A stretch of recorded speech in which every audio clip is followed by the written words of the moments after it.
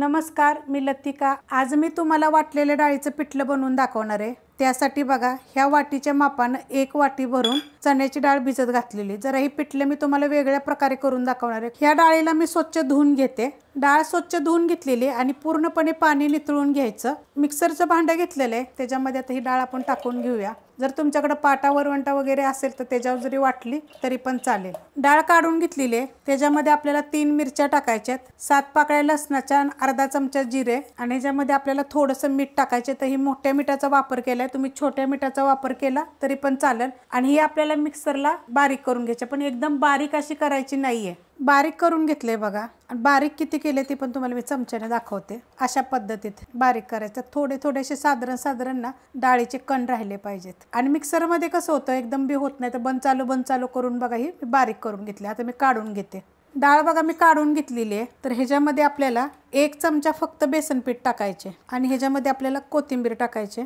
आणि हे मिक्स करून घ्यायचं व्यवस्थित। जी डाळ आणि आपलं जी डाळ वाटलेली आणि बेसन पीठ एकत्र झालं पाहिजे व्यवस्थित बघा मिक्स करून झालेलं आहे। अशा पद्धतीत मिक्स करायचं। पॅन मी गरम करत ठेवलाय, त्याच्यामध्ये आपण थोडंसं तेल टाकून घेऊया। 1 चमचाभर तेल टाकायचं आणि गरम होऊन देऊया। तेल गरम झालेलं आहे आणि सगळीकडे बघा असं पसरून घ्यायचं तेल। अशा पद्धतीत सगळीकडे झालं पाहिजे। आता ह्याच्यामध्ये ही जी आपण डाळ जी घेतली होती ना मिक्स करून, ती टाकून घ्यायची। अशी डाळ बघा सगळी मी टाकून घेतलेली, गॅस मीडियम केलाय आणि ही आता काय करायचं, थोडंसं पसरून घ्यायची आपल्याला।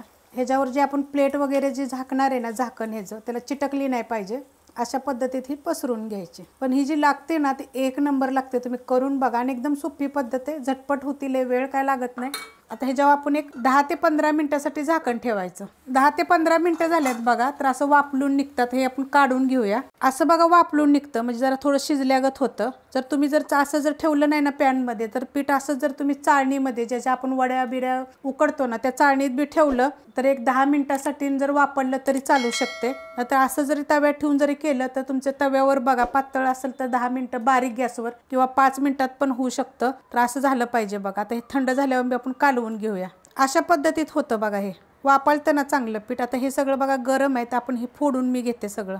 अशा पद्धतीत बघा मोकळं करून घ्यायचं, पूर्णपणे सगळं असं मोकळं करून घ्यायचं। कढई गरम करत ठेवली, त्यामध्ये तेल टाकून घेऊया। तेल आपल्याला 1 चमचा टाकायचे आणि गरम होऊन देऊया। तेल गरम झालेलं आहे, त्यात छोटा अर्धा चमचा मोहरी, छोटा अर्धा चमचा जिरे जरा तडतडून देऊया ह्याला। त्याच्यामध्ये कढीपत्ता, 2 चिमूट हिंग पावडर आणि 1 मोठ्या आकाराचा कांदा बघा असा मोठा कापून घेतला। जास्त बारीक असा कापायचा नाहीये, खाताना आपल्याला दाताखाली आला पाहिजे अशा पद्धतीत कापायचा। तर हा कांदा आपण चांगला भाजून घेऊया। कांदा बघा असा भाजून घेतलेला आहे। आता ह्याच्यामध्ये आपल्याला हळद टाकायचे, तर छोटा अर्धा चमच्याला बी कमी बघा मी हळद टाकलेली आहे। मिक्स करूया, गॅस आपला मीडियम आहे। आता ह्याच्यामध्ये हिरवी मिरची, 7 ते 8 पाकळ्या लसणाच्या आणि अर्धा चमचा जिरं घेतलेलं आहे। तुमच्या तिखटाप्रमाणे मिरची घ्या, कारण आपण पीठ वापरताना पण त्याच्यामध्ये मिरची टाकलेली आहे। मिरची, जिरं, लसूण तर त्याच्याप्रमाणे तुम्ही घ्या। पण असं पिठलं असलं की नाही वाटलेलं डाळीचं, तर थोडंसं झणझणीत असावं, म्हणजे एकदम चव छान लागतं। त्याला आपण मिनिटभर परतून घेऊया।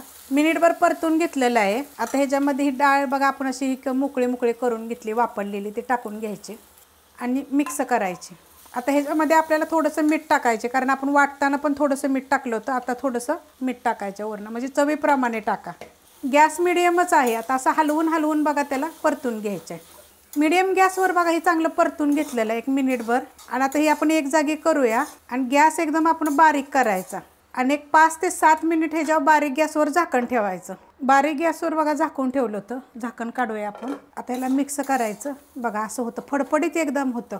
वापरून घेतलं की नाही की एकदम मस्त, आणि चवीला तर लय वेगळं होतं। तर ह्याच्यात आपण कोथिंबीर टाकून घेऊया। तुम्ही तव्यामध्ये ठेवून जरी थोडंसं वापरलं तरी चालेल, किंवा चाळणीमध्ये जरी ठेवून जरी वापरलं तरी चालेल, पण 1 नंबर होणार बघा। अशा पद्धतीनं मोकळं एकदम मस्त चवदार। जर तुम्हाला अजून सुट्ट पाहिजे असलं तर तुम्ही अजून सुट्ट करू शकता, पण ही असं थोडं असलं की नाही की मग ती ज्वारीची भाकरी, बाजरीची भाकरी, वरण भातावर तोंडी लावायला 1 नंबर लागतं। तुम्ही करून बघा। रेसिपी बघितली की लाईक करा, सबस्क्राईब करा, कमेंट करा आणि शेअर बी करा।